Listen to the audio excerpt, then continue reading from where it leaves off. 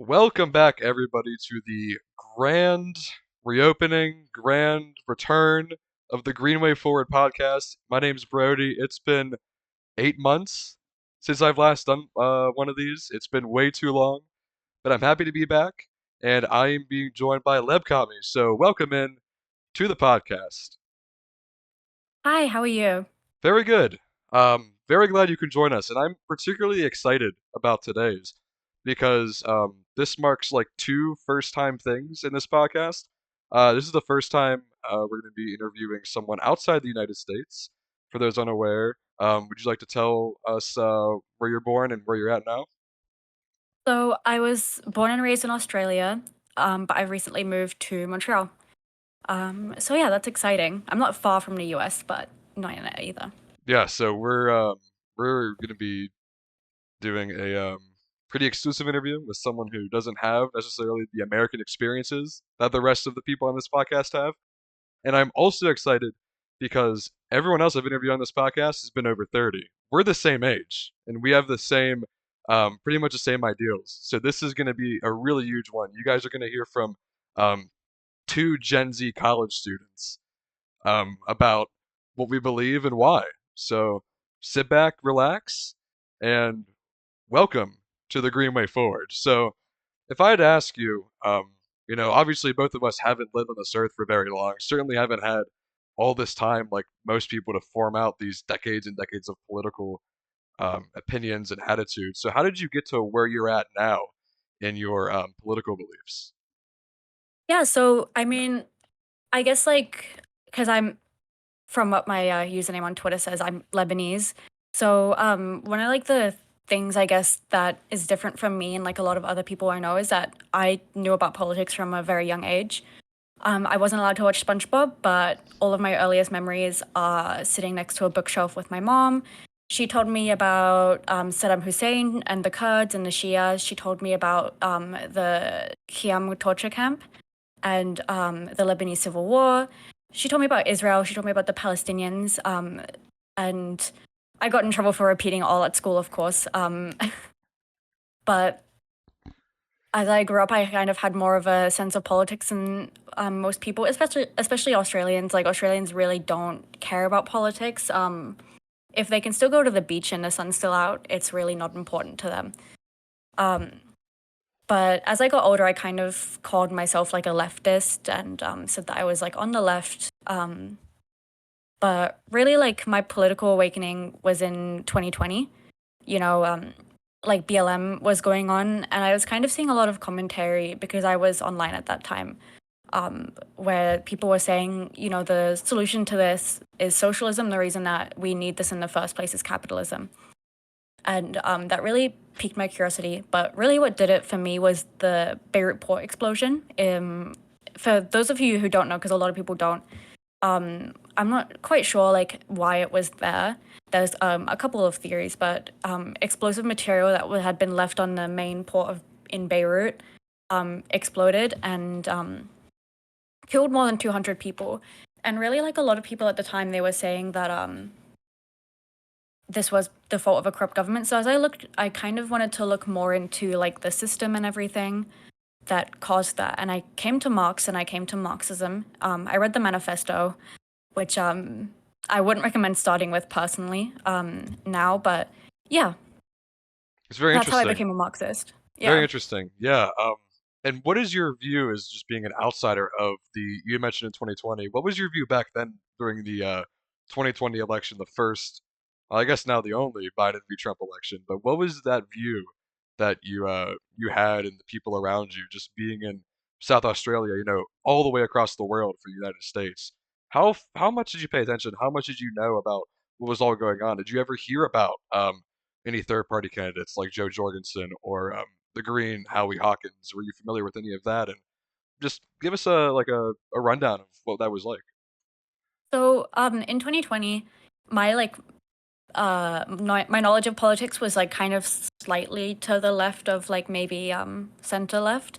Like I sort of had an idea of what I thought was right and wrong, but I didn't really know much else. So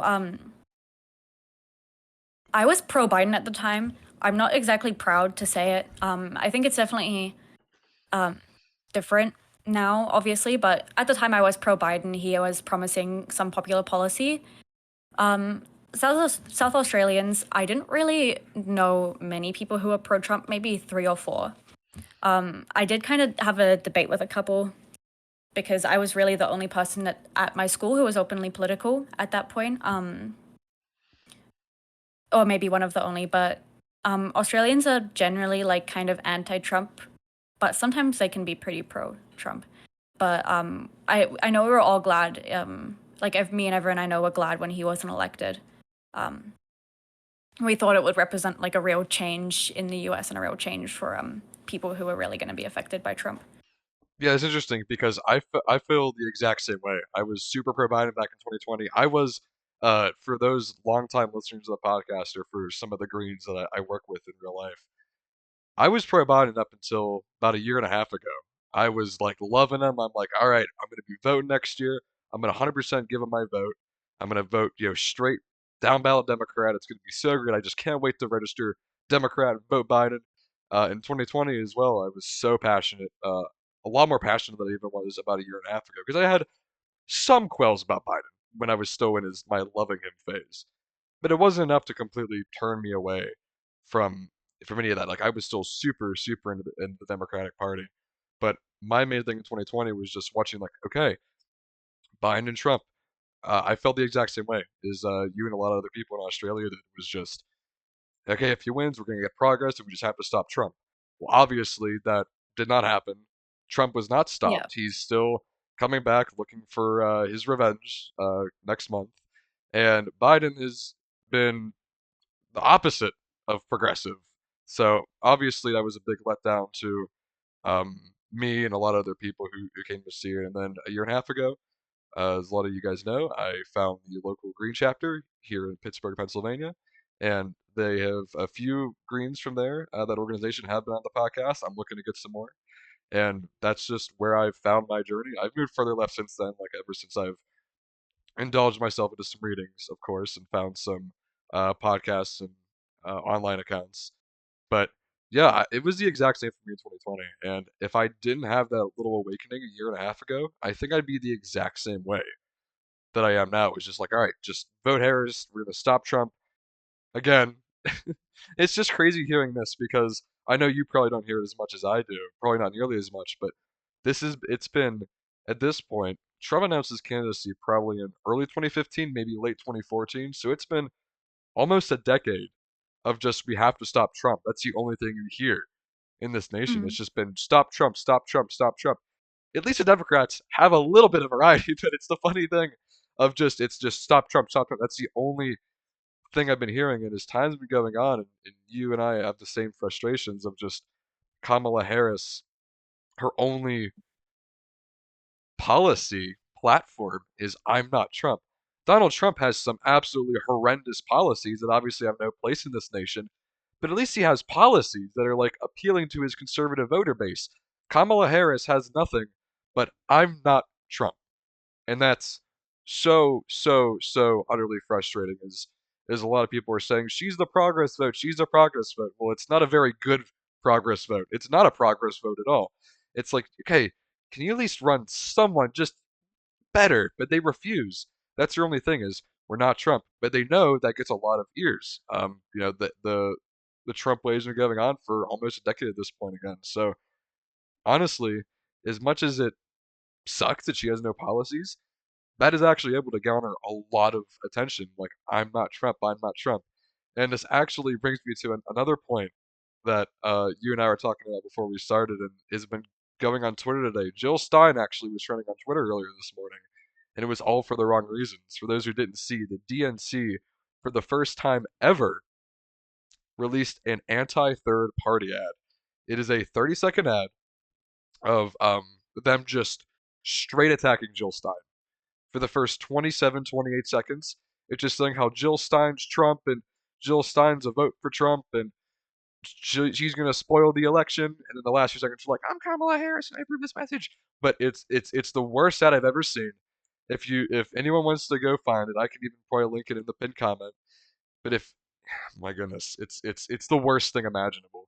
I watched it and I'm like, I know this is gonna be like a circus, but how big of a circus are we talking? And it was horrendous. The worst part about it too is there's a photo of Jill in the middle of the like the ad, and they slowly have her morphing into Trump during that Yeah, I ad, saw that. and it's insane. So I I just saw that when I left class today, and I like put in an earbud while I was walking in my car, and I'm like, this is gonna be terrible, isn't it? And it was. And I know you share the same opinion, and it was just that's your only platform though. That's my huge frustration with the Democratic Party. Not that I'd vote for them anyways, but where is that platform? If you're so concerned about stopping Trump, where is this platform to stop him? You're running this milquetoast moderate candidate who has been honestly terrible for progress. Like you claim she's this progress candidate. Look at her track record as AG in California. Look at her track record as senator. She is anything but progressive. To any Democrats watching, I'm going to say right now, if she wins, she's going to be turn out just like John Fetterman. I guarantee you. And as you know, I am unfortunate to live under his representation here in the great state of Pennsylvania. But it's another one of those progressives, progressives who once they win, they're going to completely flip on everything. They're going to just be terrible. So don't give Kamala your vote. She's not a progress vote whatsoever. I, of course, Greenway Forward podcast endorses Jill Stein. And I also wanted to bring that to you. So, how do you view Jill Stein as an outside of the U.S. resident, living in Canada? Have you heard about her before you moved to Canada? Did you ever hear any of the RussiaGate propaganda regarding her in 2016 when you lived in Australia? And yeah, what do you know about her? So, I have heard of Jill Stein. I've endorsed, like, not endorsed her, like, I'm not, someone huge, but I've stated that I like her policies on Twitter. I'm not someone who's like super into electoralism, but for the current situation, I like Jill Stein. I would love to see like a third party candidate like her who has actual progressive and popular policies gain a platform. I didn't hear about Russiagate in 2016. I think we were both maybe a 10 or 11 at the time, probably. Yeah. So we probably didn't know about the conspiracies or the sort of scandals going on. Other than that, I really only started hearing about Jill Stein this year. I don't know if she was running in the 2020 election. If she was, I didn't hear about her. I think it's great that she's gained a platform for being pro-Palestine and for proposing policy that would help like prevent what's like I guess prevent an escalation or continuation of what's going on, which is it's also an objectively popular policy in the U.S. among many people. But yeah, that's really it. Yeah, and another thing worth mentioning is if any listeners haven't seen, Jill Stein is currently leading the polls in Arab and Muslim American voters by some significant margins in three swing states: Michigan, Arizona, and I believe Wisconsin. She is leading, I believe it's Wisconsin. She is actually leading both Trump and Harris in the polls amongst Arab and Muslim American voters. That may not seem significant, but Michigan has a huge, huge Muslim population. This could be very significant for Jill's performance in this election. And to answer what you were saying about 2020, I don't believe that she ran in the primaries. She may have, but Howie Hawkins was the candidate for 2020, and Okay. he didn't do very well. He didn't have nearly the performance that Jill Stein had in 2016, garnering over 1% of the vote. But I was actually very familiar with Jill Stein after the 2016 election. I was, of course, huge into Hillary Clinton back then, and I saw the results, and I said, like who's this Jill Stein lady? And I saw that she had over 1 million votes, and I'm like, huh, why do people vote for her? If everyone who voted for her would have voted for Hillary, she would have won the election. Spoiler alert, that's not even true. But I was so convinced. Gerrymandering. I was so convinced that Jill Stein was there to sabotage Democrats for so long. I hated Jill Stein with my guts from 20. Whenever I first heard about it, I knew that was like before inauguration of Trump and after the election, maybe in like early 2017, late 2016.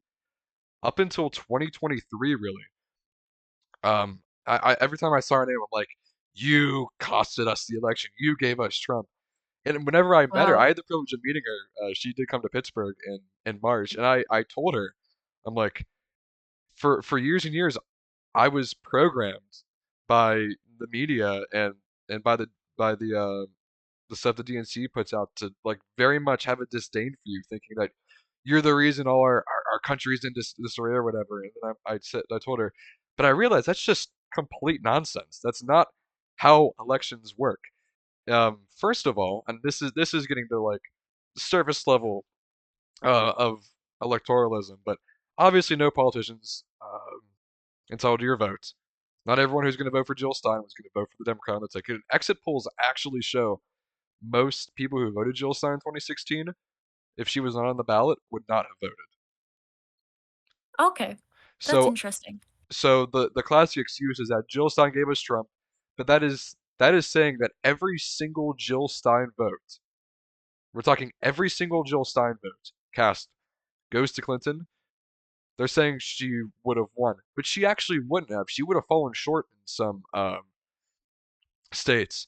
And that's not even including the libertarian candidate, which I another thing that's like weird about the anti-green Democratic Party and the anti-third party Democratic Party is that they seem to pay no attention to libertarians who often get 3 to 4 times the amount of votes that that Greens do in the presidential election. I believe in 2016, Gary Johnson, they haven't gotten 5% yet, but I believe Gary Johnson got over 4% in 2016. So the libertarians get out there and perform super well, but you never hear them talking about them, which is really, really interesting. Now, obviously, they're going to be like, well, they only pull from the Republican Party, but I just hate to see the anti-third partiness of the supposed party that's supposed to be protecting democracy.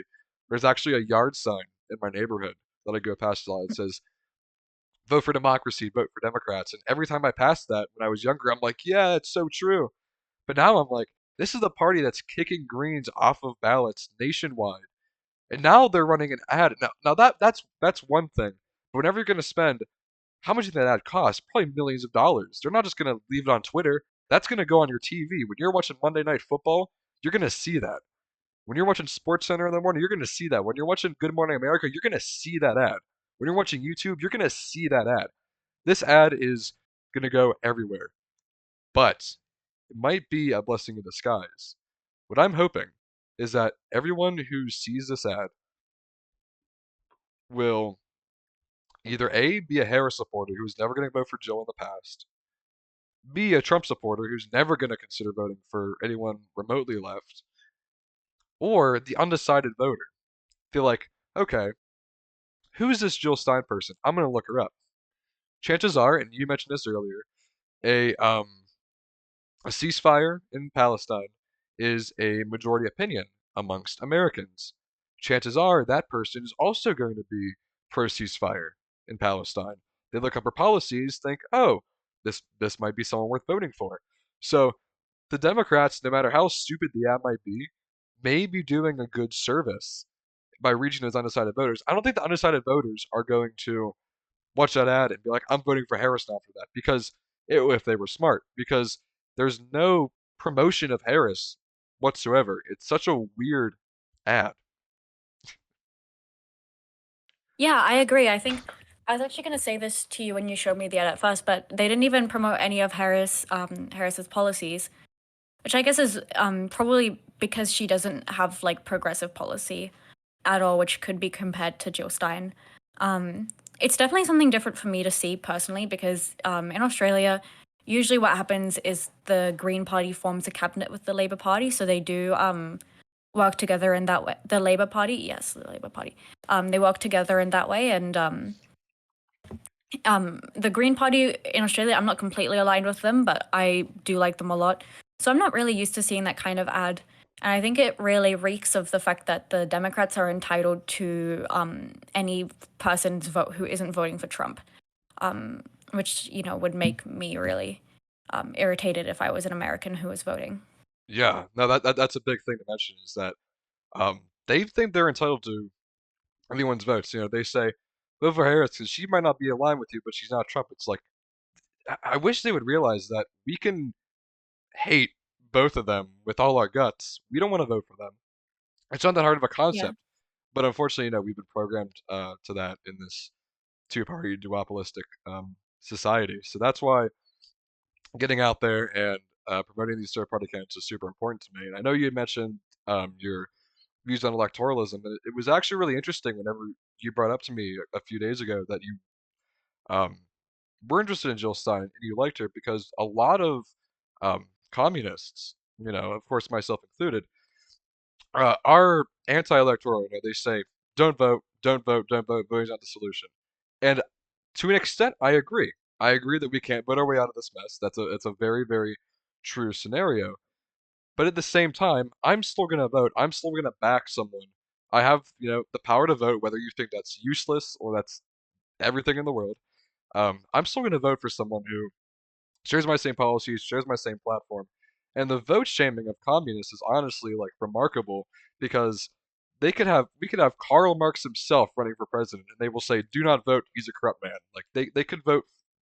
I wish people would realize, and again, to any anti-electoral people watching, because I know you watch me, I fully agree with we can't vote our way out of this because that's very, very true. At the same time, those who choose to participate in voting in the election and are choosing, an anti-genocide candidate, progressive candidate, anti-capitalist candidate, there should be nothing wrong with us making that decision, and we should not be shamed for making that decision. I don't like calling that out very much because I don't like to, provoke any of the leftist infighting. But to those people who are anti-electoral, like I hear you. I think you're 100% correct. I feel like voting isn't the solution at all. But honestly, those people who also say that just won't vote at all. And I'm thinking, okay, if you're not going to vote at all, at least vote for like your school board or something, because those elections are so, so important. Pay attention to what's going on. Moms for Liberty. I don't know how familiar you are with I'm familiar, yeah. them. Okay, I've so you're aware. Yeah, Moms for Liberty has been sending people all around the country to take over these school boards and push their extremist book bans and um, banning all banning CRT and the gender ideology, these terms that they make up for anything that strays from the heteronormative or I guess I don't know what the term is, like white normative agenda that they have set out in their beliefs. So seriously, vote, at least vote in your local school board election. That's huge. I will never be anti-electoral when it comes to voting locally. I'll probably never be anti-electoral when it comes to voting federally, but I can understand why you're not going to vote for the president. 100%. If Jill Stein wasn't on the ticket, I wouldn't be voting because Claudia de la Cruz, who I also really like, is not on the ballot in PA. I would never vote for a libertarian. So I have four choices: Trump, Harris, Stein, and Oliver. I hate three of them, and I support one of them. So I'm going to make that choice. But no, get out there and vote for your local school board candidate. And another thing too is a lot of these around the nation. I happen to live in a pretty densely populated area, near a major city, so the competition is much stronger there. But there's a lot of people who live in rural America who live in these communities of 500 to 1,000 people. A lot of times, those local government positions like school board or something in the advisory, school board treasurer, municipal treasurer, a lot of those go unopposed. If you're a third party, go run and take that over as a green, as a PSL person. If you're in Canada, if you're in California, peace and freedom, go run that. Go get your name out there. Get a third party on the school board, something like that. So I don't like the anti-electoralism when it comes to local elections because those matter so much. Those actually do matter as compared to some of the federal elections. Yeah, I think obviously it's someone's personal, this is like the most basic thing ever. It's someone's personal choice to vote or not to vote. In Australia, voting is compulsory, and I'd rather do that than pay the fine. So I do vote in Australian elections when they come around. But yeah, I think that I'm not sure if I have like a theoretical justification. I would agree with not voting, and I would agree with voting Claudia de la Cruz, and I'd agree with voting Jill Stein. it's really about I guess like you as a person and yeah, what your beliefs are, but voting in local elections is important. Like a lot of councils in Australia, in like richer neighborhoods, especially in my city, Adelaide, where I come from, are refusing to have like housing built, like for a place that needs what's it called, like needs extra housing to bring the market price down. So it's definitely important to express your beliefs in that way. And yeah, but yeah, I don't really have any theoretical justification for voting or not voting. I know that I watched a video by Hakeem on it, and he kind of it was a response to a Welsh video if you guys want to watch it, but he kind of said that it was about the sorry, I'm kind of going on, but the gist of it was kind of saying like communists don't have to work with a candidate that doesn't align. So if you feel that you align with Jill Stein, if you feel that you align with Claudia De La Cruz, feel free to vote. If you don't, feel free not to vote. It's really a non-issue for me, Mhm. honestly. Yeah, because at least you're not voting for a capitalist genocidal candidate. That's all that matters to me, seriously. If you want to go non-vote, I respect the non-vote just as much as I respect a Jill Stein vote. As long as you're Yeah, not voting for, someone like Chase Oliver, Harris, or Trump, I honestly am indifferent to anti-electoralism versus voting for a socialist candidate. But at the same time, I am obviously against anti-duopoly voting. Like that's when it becomes a problem when you start to vote Democrat and Republican. I will likely never cast a vote for either of them in my lifetime. Even local elections they might only have two options. They're not getting my vote. It's like, sorry, you're aligning with a party that has none of my ideals. And I think that's also a funny thing that Democrats, when they try to bring us over, not necessarily you, but as someone who is, American, they're going to be voting this year. When they try to bring us over, it's like, okay, I'm a communist, I'm a green. What makes you think I want that party? That's the thing is they present themselves as an opposition to Republicans, but at the same time, they are Republicans with a BLM sticker and rainbow flag on their forehead. It's like I don't know. That's the worst part about the Democratic discourse is they think they can draw us in by nonstop insulting us, calling Jill Stein a Russian shill, calling Jill Stein the spoiler candidate for Trump. It's like all I'm hearing is reasons why I shouldn't respect you and shouldn't give you my vote. If you really want our vote, like you say you will, you should have whoever candidate run good policies instead of no policies or just random policies to get stuff on the air for ads or whatever to use in the base. And maybe don't call us Russian assets, terrorist sympathizers, Chinese spies. I've been called everything online, from a Russian terrorist to a Chinese spy, and it's like, and these are all by Democrats. Whenever I was younger and super into the Democratic Party, I'm like, oh, this bigotry only exists with the Republicans, and then I realized, yeah, Democrats are doing this too. Whenever you say you're not voting for Harris, they're gonna just dog on you, and it's like, why should I vote for someone who doesn't share my beliefs whatsoever? Isn't that the whole point of voting? Vote your conscience, unless it's against Kamala Harris, then it becomes a problem.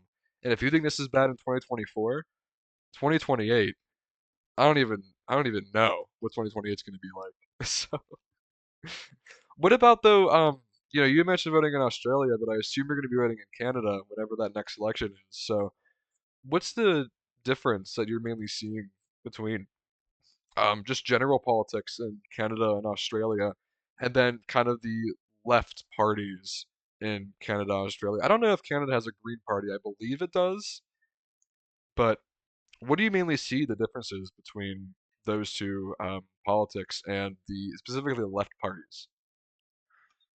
honestly, they're quite similar, obviously, as former British colonies and kind of like places that are pretty much the same, except in like how hot it gets. But honestly, yeah, Australian politics, they really do try and import American style politics in Australia. I'm not so sure about Canada because I've only been here for a few months. I'm not super sure about like their dynamics. But in Australia, like abortion was, made available for in like quite progressive, like a good abortion policy was put into law quite a while ago. But in my state, that looking to ban abortions, they're really like the Conservative Party just tries its best to import like American Trump style politics. And that's quite embarrassing, honestly, if there is no other word for it. Um, we are kind of getting like in Australia, there are more, I would say, like more progressive candidates. I was a big fan of Anthony Albanese. I wasn't able to vote in that election. I was not a big fan, like, he's not a communist, but I liked him as a guy. I liked his policy proposals, and he had been vocally pro Palestine in the past. And, but really, like, it is kind of there's the same thing, like, after, especially after October 7th, that he hasn't really done anything to, and has actually, like, what's the word for it? He's continued to support Israel and yeah. Yeah, it's Canadian unfortunate. politics? Oh, good. Canadian politics I'm not, honestly not too sure about. I only learnt recently that Pierre Poilievre is on track to win, which is crazy to me because he's an insane person. Um, I'm not sure who I'd vote for in that election at all. But I think Canadian politics are different because I feel like um, Canadians catastrophize a lot more. Australians are like, oh, whatever. But, every other day you'll see on Canadian social media, it's like, oh my God, it's the end of the world. It's the end of this country. And, um, it definitely leads to a more conservative vote, which I guess is why Pierre Poilievre is coming ahead in like these coming elections. Interesting. Yeah, it's funny you bring that up that the Australians try to import this like American style for the conservatives at least, maybe for the other parties as well. But the one thing I always found funny was how much I've seen so many British people outspoken against Trump over the years. Yet they've continued to elect these insane conservative prime ministers. It's like the amount of Trump hate I see from the UK is remarkable. It's obviously warranted, but it's remarkable how much they hate Trump, but then will go vote for someone like Liz Truss, Boris Johnson, or God, I hate him so much, Rishi Sunak. It's like, where is that? I don't get where that that correlation is. It's like you say you despise Trump, you despise our conservative politics. Why are you now saying, "Oh, I'm going to vote for Rishi Sunak or Anthony Albanese or whoever in Australia?" I feel like these Western countries, even though Australia is technically in the West, it's still part of our Western coalition, not officially, but I feel like people will know what I'm talking about with that. Um, I feel like they do try to replicate our politics, and our political system is obviously so screwed up. It's in shambles, and because they're trying to import that into theirs, and now we have all these Western countries acting like us. That's why the West is in such a terrible position right now. One of the things, especially, and we're going way outside the U.S. for this one, but Emmanuel Macron had the um, the left obviously won the not overwhelmingly, but they did super well. Like the far left in France did super well in the last election, and I was actually happy to see a lot of online leftists like praising that and saying, "Oh, good, the vote actually worked this time." And then Macron went and appointed some far right guy as the leader, and it's like, all right, thanks for proving to us that I guess voting doesn't really matter. it's it's insane, and Yeah, that was pretty crazy. Yeah, the other thing but is the sorry. phrase that we use often is that liberals will always side with fascism before they side with, or yeah, they'll side with fascism before they side with socialism, because fascism doesn't threaten capital. And they say, oh, it's nonsense. We're anti-fascists. Look who we're, and here's another thing too: is Kamala Harris is a terrible person by herself, but when you're being endorsed by Reagan staffers, being endorsed by Dick Cheney, that stuff makes my stomach turn. Why would you want to vote for someone who's endorsed by Dick Cheney?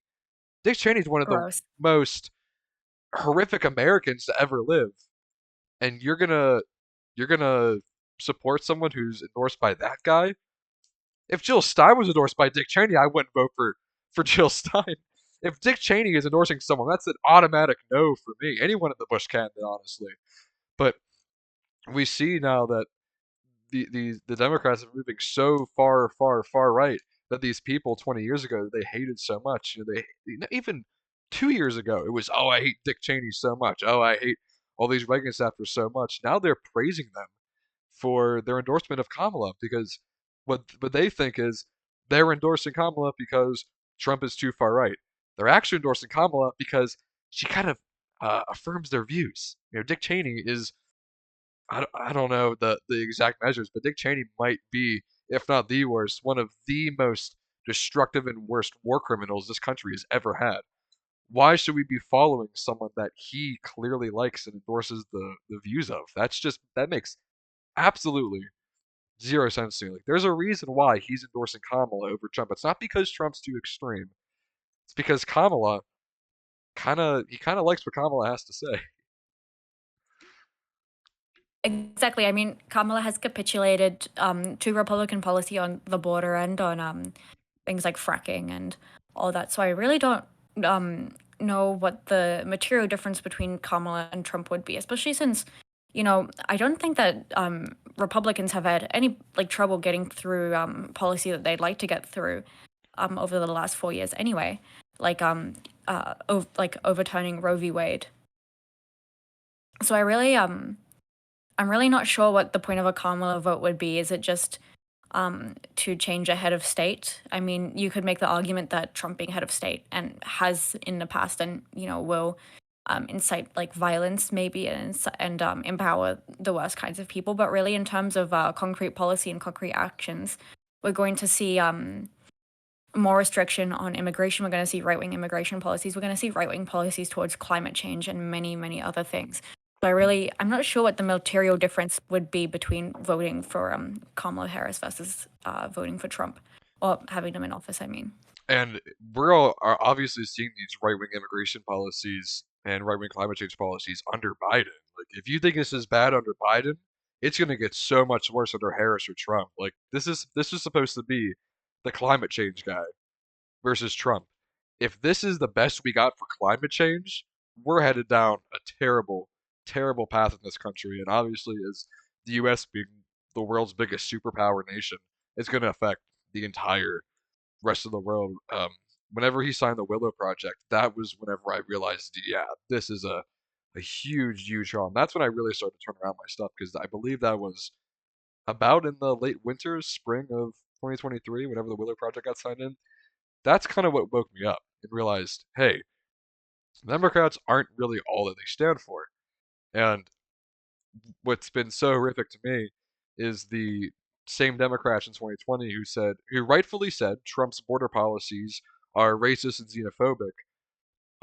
Obviously Trump's border policies have moved further to the right since then, but Kamala's basically mimic Trump's 2016 to 2020 border policies. We were actually seeing the wall get built under Biden. That was Trump's big thing: is build the wall, build the wall, build the wall. What got built when Trump was in office? Little strip of wall. Since about a year ago, Biden has been building Trump's wall. It's been insane to me that the same policies that Democrats called racist and xenophobic, again, rightfully so, in 2016 and 2020, are now supporting the same border policies under Kamala. Like, maybe she is right. Oh, maybe oh yeah, I was gonna mention that too. During the debate, I was watching the debate with a very liberal friend of mine, and whenever Tim Walz made the suggestion that Kamala wants to fund all these new border regions in tightened security, he started praising it, and I thought this is the exact same policies that you said were racist 4 years ago, rightfully so. So why all of a sudden did these people change? Why all of a sudden did these people become so right wing on immigration? And again, it's that their only policy is I'm not Trump. So Kamala Harris and any Democrat that runs at a federal level can move so far as far right as they want. And as long as Trump is still there in office or trying to run as a candidate, it will always be we're not Trump. I mean, it's hard truth. Kamala Harris is further to the right than Ronald Reagan. It had to be said, and it's the truth. Kamala Harris is further to the right than Ronald Reagan. And why should we be settling for someone like that? Why should we be, limited to these two choices in this country? I was actually a bit disappointed when Biden dropped out, but I was happy at the same time because obviously I hate Biden so much, and I'm glad that he didn't have that chance to regain control. But at the same time, I feel like that was the Green Party's key to 5%, was there were so many frustrated voters who weren't going to vote for Biden or Trump, and I feel like the more progressive side of the Democratic Party may have gone for Jill Stein during this election year. But now the 5% is dwindling. I still feel like there's a chance of that 5%, although it's going out of the window. There were surveys back when Biden was in office, or back when Biden was the running candidate in the spring. There were so many Muslim American, Arab American voters that were undecided, and we're like, we're not going to back Biden. What he's been doing to our people has been horrible.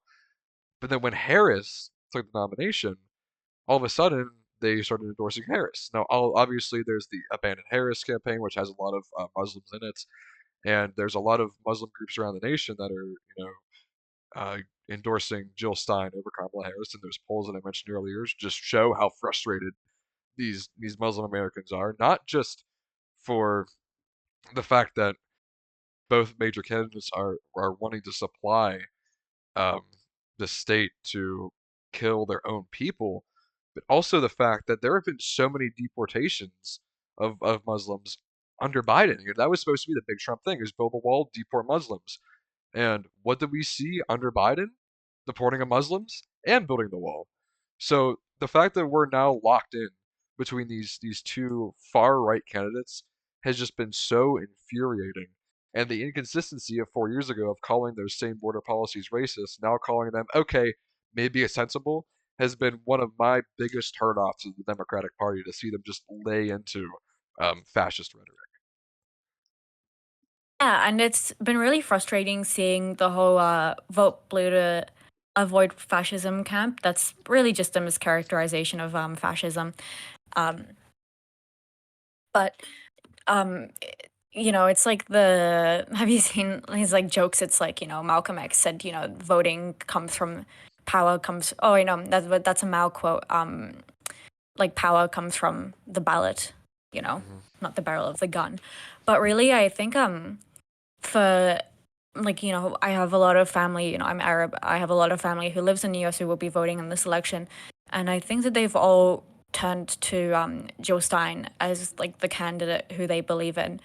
um my family is also quite progressive, and I believe that they would find most of her other policies to be aligned with them.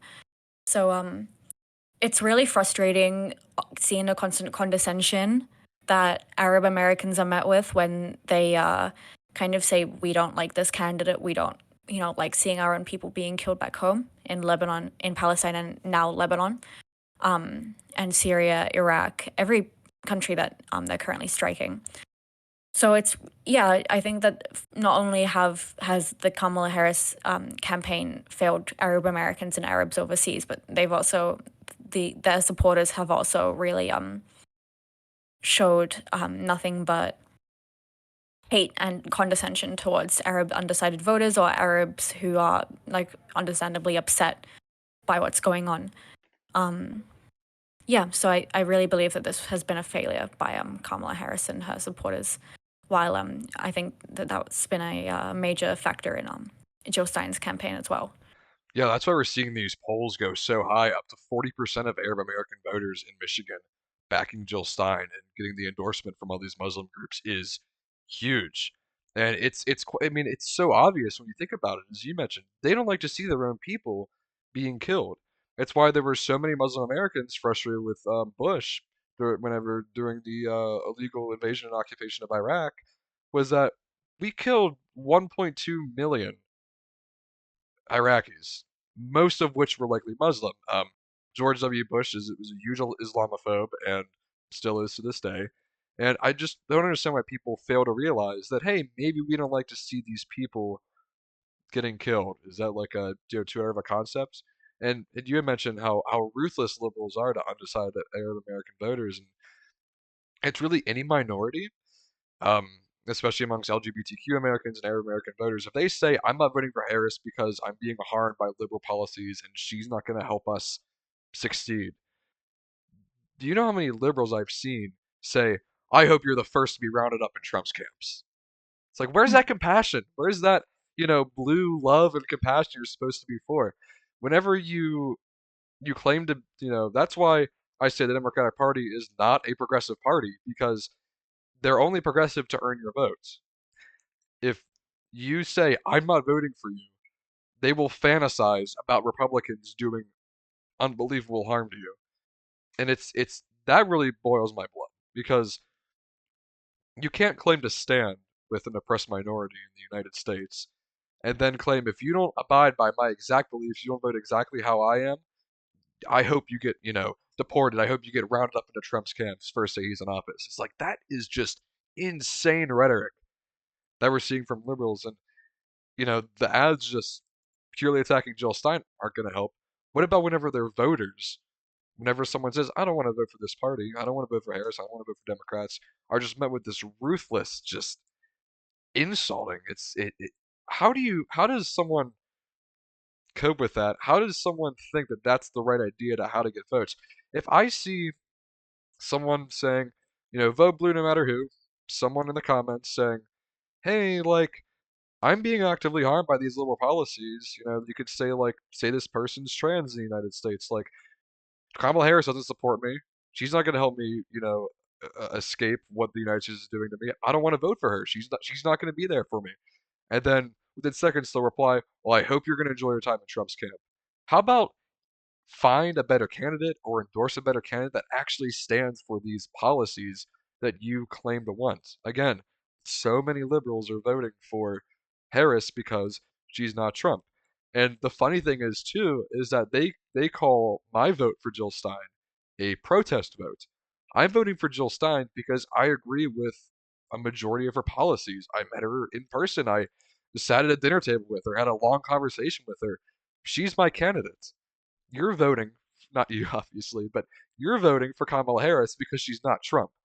Who's the protest vote here? I definitely agree. Yeah.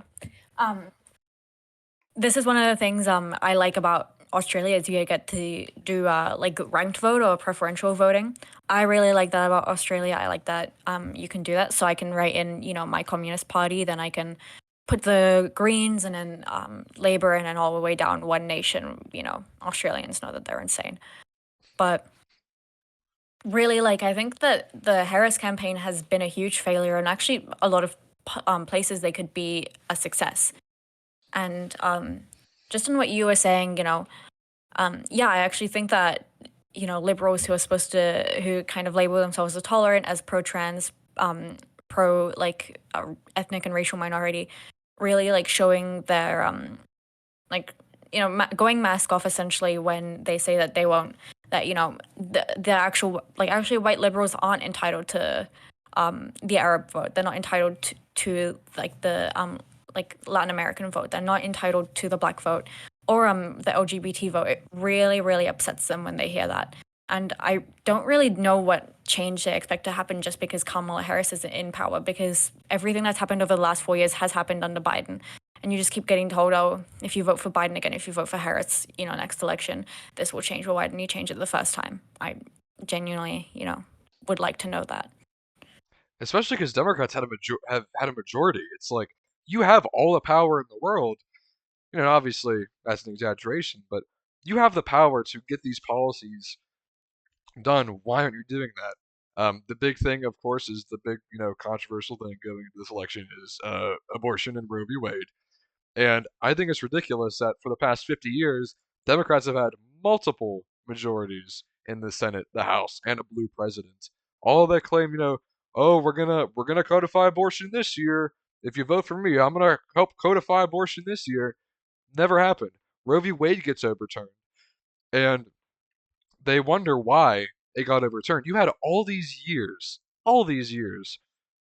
to codify Roe into law, but they don't want to do that because and make some money, get some recognition. They're able to run on that. Vote Democrat because I will protect abortion. My opponent will not. And then they also get all this funding and all these donations because it makes a lot of money to say that you're, pro-choice and you're against abortion restrictions. But these people really don't believe that. We're going to hear this for the rest of time because we all know Roe's never going to get codified. It's never going to get codified. It's not going to happen. Another tough fact of life. One, Kamala's to the right of Reagan, and two, Roe is never going to get codified. It's never going to happen. Obviously, the Republicans have no interest in codifying it. The Democrats make gobs and gobs of money. OpenSecrets.com. If you're unfamiliar with that, anyone who's watching, I don't know how familiar you are with that. You can see every OpenSecrets.com is um, how you see all the donations that politicians have gotten at campaigns at state and federal levels. I don't know if you're really familiar with the Track APAC account on Twitter that posts that they get all the data from OpenSecrets.com. It has to be public information on where this money is going to in the campaign, and you can just see all these like Planned Parenthood and all these I think there's Moms for Choice is one that operates in the local Pittsburgh area that endorses Democratic candidates. It's like they make gobs and gobs and gobs of money, not just as individual candidates, but as a party in whole. And that's the policy they can run on is we're going to codify Roe. That's what Kamala is saying. We're going to finally codify Roe. We're going to overturn, what the Supreme Court did. But I guarantee you, she gets into office, it's never going to happen. They're not even going to make an effort. If they're not going to make an effort 20 years ago, or whenever they had majorities in a trifecta, what makes you think it's going to happen under Kamala Harris? It's not going to happen. Roe's never going to get codified. It's a thing of the past. Roe's never going to get codified. The Democrats had their chance of codifying the law multiple, multiple, multiple times, and they failed. And then a lot of people will say, well, when you're voting, you're giving the power to the Supreme Court justices. Well, a lot of the things the Supreme Court's trying to look at right now, like Obergefell and all these decisions that were made many, many, many years ago that Democrats claim to stand for, they could have had that codified into law years ago. All these chances. We would have never had to worry about Roe being overturned if they would have just done their job. But instead, it makes them money. It gives them something to talk about in their ads. Because how many Democratic ads? I know you don't see them, but the amount of Democratic ads that I see, and I get tons of ads in the mail every day when I get home. My mailbox is just full of political ads. The number one thing on all those ads is Republicans will be like, this candidate's a baby killer, and the Democratic ads will be like, I fully want to protect abortion. I'm endorsed by this group, this group, this group, and this group. It's like every Democrat says this, but it never gets done. Where is that enthusiasm once you're elected? Or do you just want to make money and you just want to get votes off of us? I'm not a gullible sucker anymore. I know the Democrats aren't going to codify Roe. I know they're not going to do all these things that I want. So why should I give them my vote? Yeah, I agree. Just a side note, when I have been to the US, one of the things that surprised me most is how many ads there are. I think Australians would lose their minds. But yeah, exactly. And that's really, I think, why I don't think that the US has a future, like a progressive future through electoralism, even if we did see candidates like pushed left. I think the only way to push a candidate left is by not voting for them in the American system. But yeah, it's really um I also genuinely believe that if Trump is elected, the US will collapse faster because I just don't I think that the Republican Party isn't um they're not like, with a voice of reason, look at these crazy leftists anymore. I think that like they're becoming increasingly unstable, but I don't think that their policy is being stopped by Democrats. As you said, they had a majority in the House. They haven't done anything with it. Um, I believe, I'm not sure if this is still the case, but I believe that they had a majority by two, and those two kept voting with the Republicans. Yeah, that's right. I'm not sure if it was the Kirsten Senate or the Sinema. House. Yep, Kirsten Sinema and Joe Manchin. They're senators. That's exactly who. Kirsten Sinema is from Arizona. Joe Manchin is from West Virginia.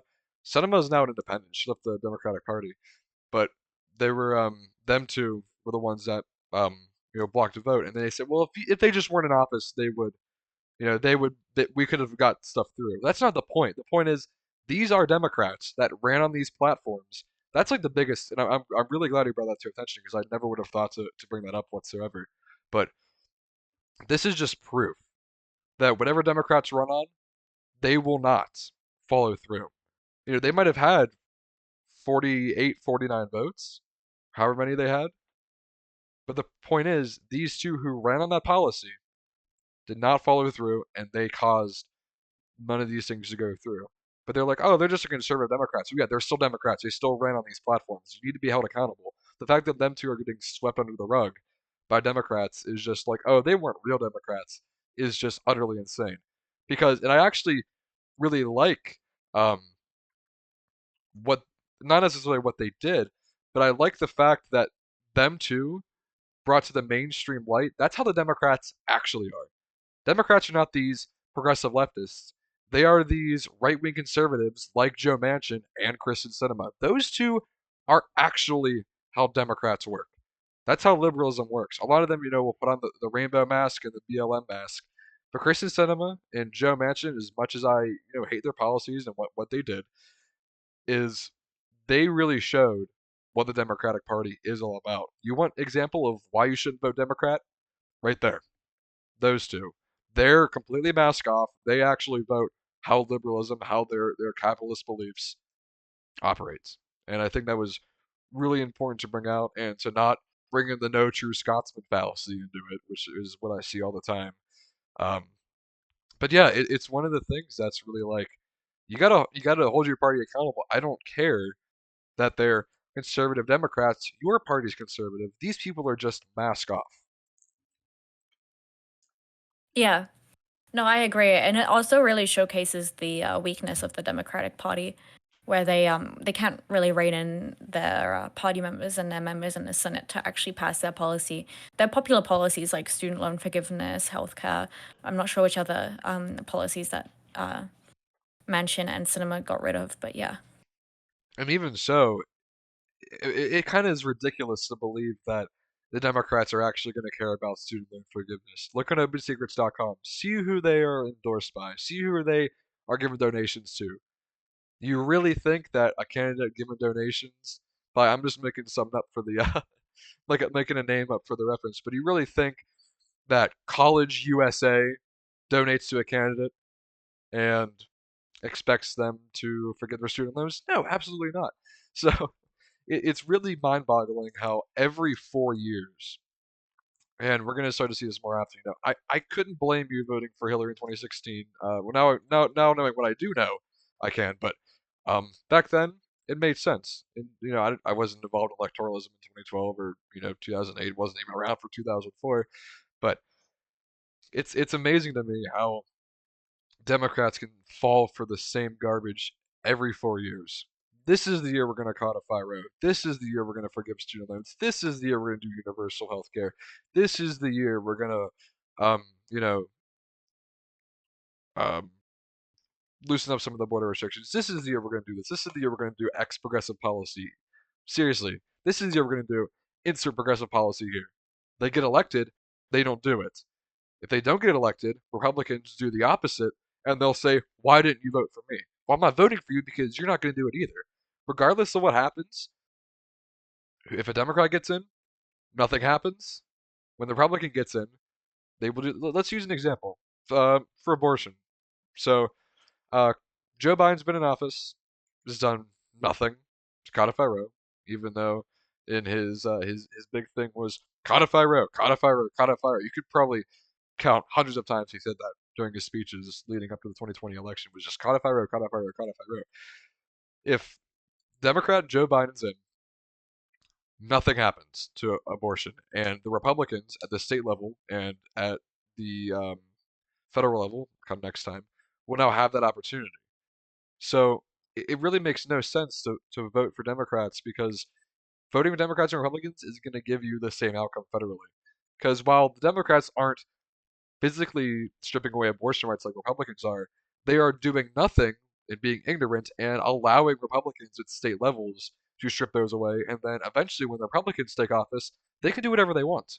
That could have been eliminated by just some really, really basic. I mean, this is like a third grader's understanding of politics here. It's like you do nothing and your opposition comes in. What do you expect's going to happen? How about you actually pass these things that you promise, and maybe we'll give you a chance. Obviously, I'm out of chances for them, but for the undecided voters still, this is your chance. Jill Stein right now is polling around 1 to 2% nationwide, and Chase Oliver, the Libertarian candidate, is polling around 3 to 4% nationwide.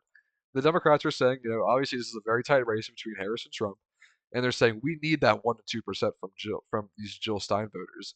Well, then why are you giving us someone who's completely opposed to some or most, if not all, of Jill Stein's policies? I don't know why they expect us to vote for them. I know I've said that a million times. That's my biggest frustration is they expect us to vote for them when they're not at all what we want. I want someone like Jill Stein leading this country. I love her foreign policy. I love everything about what she stands for. Why can't we have a true progressive in office? It's because this duopolistic system just won't allow for it. So what we have to hope for now is just get that 5%, which is probably not going to happen this election, may happen next election. I feel like it's just the more unpopular candidates get over time is how we're going to achieve that. And I'm really surprised that I don't know how familiar you are with the history of U.S. Elections, but 2000 was the greatest showing of the Green votes. Ralph Nader got like 2.4 ish, 2.2% of the votes. Very impressive, but best performance by the Greens because the Green Party formed sometime in the 80s, and that was like their first big run. Was all right, we're gonna run Ralph Nader for president in 2000, and he got a couple million votes, a couple percentage of the popular vote, and to this day he is still blamed for giving us Bush. The funny thing is the election was decided by about 530 something votes in Florida. It was a razor thin margin in Florida, and Ralph Nader got a significant amount of votes in Florida. And they said, well, if all of them would have just voted for Gore, we wouldn't have had Bush. 200,000 registered Democrats in Florida voted for Bush. So who's the one with the party disloyalty now? All right, I still hear it all the time. It is the vote for the third party is the vote for the Republican. You never hear that for the other Republicans at all. But I feel like 2000 is really where things took a turn from them. It's like, all right, they feel like the Greens costed them the election when they didn't. Again, Ralph Nader's views on things are completely different than Al Gore's views things on things. Those people were not going to vote for Al Gore in the first place. And this is also blaming such a small community of people in Florida instead of taking accountability for your own candidate, for your own party, for your own votes. So I believe Trump is going to lose this year, or win. Sorry, I believe Trump is Me going to too, win. yeah. I believe Trump's going to win this year, and Kamala Harris is going to lose. And we are going to be seeing an influx of people going after Jill Stein, Green voters, saying we cost them the election. We've been very vocal about why we don't want either of them and why we're not going to give Harris our vote. What do you expect? They're obviously not listening to this, the actual progressives and the actual leftists in this country. So why, if they're not willing to hear us out, why should we give them our vote at all?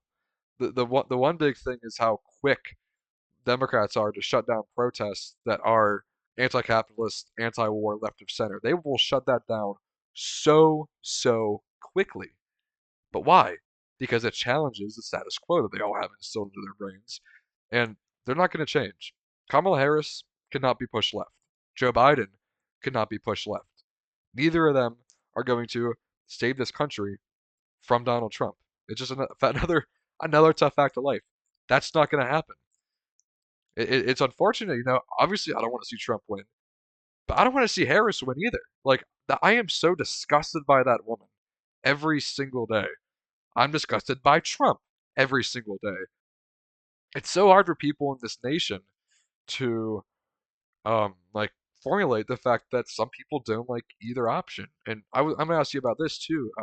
growing up in school, public school, anytime you had to do a survey in your civics class or whatever to pick a party, pick a candidate, or whatever. Obviously, through up until my like late junior to senior year of high school, I would always choose Democrat. I would always choose, I like this, and this Democrat. There were no third party options ever, ever. It was like these people didn't exist. Senior year of high school is and over the summers when I kind of had my personal little revolution of sorts, and I became a Green. And that year was my year of a class I took called Modern Issues in American Society, and that was that was where I was very outspoken. I was the most active voice in that class. They heard a lot of rhetoric from me, a lot of anti-war, anti-capitalist rhetoric from me, and anti-establishment. Always talking about how bad the system is, which is something those people didn't grow up hearing. That's not what you hear on mainstream media. So when you hear someone saying that stuff in a public school setting, it's like, oh, this dude's a commie. But it's like this is like that's another hard truth about society in American society is that both parties are not going to get us anywhere. I don't have to vote for either of your candidates. I don't have to vote for either of your parties. I'm going to vote for who I want to vote. And throughout that entire year, when we were taking surveys, it was literally just, are you liberal or are you conservative? Are you Democrat or Republican? And I'm thinking in my head, there's so much more to it than this. I actually took the time. I was so frustrated by one. One of them was just a liberal versus conservative quiz, and I was so frustrated by it. I spent all day making a presentation on the true left and right scale, and I put both the Democrats and the Republicans on the right. I put all these historical figures and modern day politicians on the scale to see who's truly left, who's truly right, and people were astounded by that to hear that Democrats aren't leftists, that they're not a left party. But again, that's just kind of what has to be said. We're told Democrats left, Republicans right, when it's so much different from that. We did have a mock election at the end of the year in which you could vote for anybody, and that was pretty cool. Um, and there were a bunch of third-party votes, which I thought was kind of nice. Obviously, a lot of Trump Biden votes, but at the same time, at least people were somewhat educated from that. But I'm curious to hear on what it was like growing up in Australia. Now, I don't know if it's like a two-party system there, if it's more parliamentary coalition like, but growing up here in the public school, it was always you have two choices, two candidates. You're either a liberal or conservative, nothing in between. How's that like growing up in Australia? Yeah, so in Australia we definitely didn't have something like that where it's like, we do a survey in class and ask, would you vote for this party or this party? Um I definitely was outspoken in class as like, in especially in high school really about what I believed. Since I was, I never went through that right wing phase at all, so I always kind of spoke up with opinions, even like with those basic values that as communists we hold. Um, I did the whole thing where you kind of like try talking about communism, but not saying communism and not saying Marx, not saying socialism. And most people agreed with me. That was always like funny to do. Yeah, Um, I can relate to that. If you say all these things and it sounds good in their head, it's like, oh, you stand for this. I agree with you, and you say, oh, that's a principle Marx laid down in Das Kapital, or that's a communist value, or that's a socialist value. It's like, whoa, you just said the scary S word. You just said the scary C word. I don't want anything to do with that now, and then they'll go side with fascism. One thing I remember is my legal studies teacher, who I actually like quite liked as a person in 11th and 12th grade. I think it's like the American equivalent of it would be like AP Gov. Like Okay. it's pretty much just like learning how the government works, learning how the legal system works, like very basic. My teacher was for some reason a huge fan of representative democracy, right? Just like loved it so much. Was like, in like young labor and stuff and all that. And I kind of argued with him about that quite a bit because at that point, Cuba had recently done their referendum on changing the constitution, where they actually used a system of direct democracy where they debated policy at their like local town halls, local community centers, and the community centers sent that up to a federal level, which then created policy, which I really think would be such a great way to not only just have to kind of like cast your vote for this person and just go like, go, Hmm. like hopefully do what I want, maybe. But really like contribute to individual policies. The Australian parties, uh, the main parties are like on the left you have Labor and on the right you have Liberal. Those are like the center left, center right parties. But obviously the right party is further than the left party. But and then on outside them you have Greens and One Nation. One Nation is full of crazy people. You may have heard of Pauline Hanson. Yes. And the Greens, uh, you know, we'd align with them essentially. There are other parties like the Marijuana Party because that's not legalized anywhere in Australia. Animal Justice Party, um, Clive Palmer's party, which I forgot the name of. Yeah. Um, There's a lot of but yeah, those like that's really how they. small. There's a lot of those small Yeah, parties. Like there is a marijuana legal now party, no power. There is a Communist Party USA, not the ACP. By the way, we do not endorse the ACP. They are a oh bunch of feds. They are MAGA communists. We do not. Her and I do not endorse the ACP. no, we don't endorse the ACP. The Yeah, we have. CPUSA though, yeah. Sorry. The CPUSA is they're good, but they have virtually zero power. But that's another small party. There's the Pirate Party, which I actually like them. Wait, what is that? So the Pirate Party is their like really only thing is like they're like anti-copyright, anti that kind of stuff, and their their nominee for president this year is Vermin Supreme. I don't know if you know who that Anyway, is, but no, I don't. he's this dude who he's ran for president like a billion times. He changes his party like every few months. He's this guy who wears a boot on his head, and he's Oh, like, awesome. and he goes around and his he has two policies. One, give a free pony to every American, and two, mandate brushing your teeth. I love what he does. He Fuck just yeah. like party jumps around, and he gives a very like lighthearted and playful view on politics that's so divisive, and I love what he does. But yeah, the Pirate Party exists, Legal Marijuana Now Party, Communist Party USA, Socialist Equality Party, but like none of those have any remote sort of power. The only ones that are really gonna have power are independents, Greens, and Libertarians for like power. You really only have those five options for things, but there are a billion small parties out there. Yeah, also I forgot to mention in Australia we have like a lot of Trotskyist parties. We have Socialist Alternative. I don't like them personally. Um, I was a member of the CPA, the Communist Party of Australia. They were a great Marxist-Leninist party, great people. Honestly, just like a great way to learn a bit more about communism, even though I was only a member for a short amount of time. Mhm. In Australia, like I'm not sure about like how the legacy of Trotskyist parties in the U.S., but in Australia, we really um, like Arab organizers tend to dislike Trotskyists because they come to our protests and our rallies and they bring their own megaphones, they bring their own microphones, they speak over us, they sell their newspapers, and they also have completely ruined any relationship that any communist party might have with the Australian Indigenous people. So, but that's really the only representation that Australians have with like communists being able to be voted into parliament, which really sucks. But yeah, um, Yeah, I know that there's there's like the Revolutionary Communist Party here in Canada. I think we have something called Fight Back, yes, I'm but familiar with I'm that. not too sure. And oh yeah, the RMT is it? You're talking about in Canada or in the U.S.? Oh, in the U.S. is it the RMT?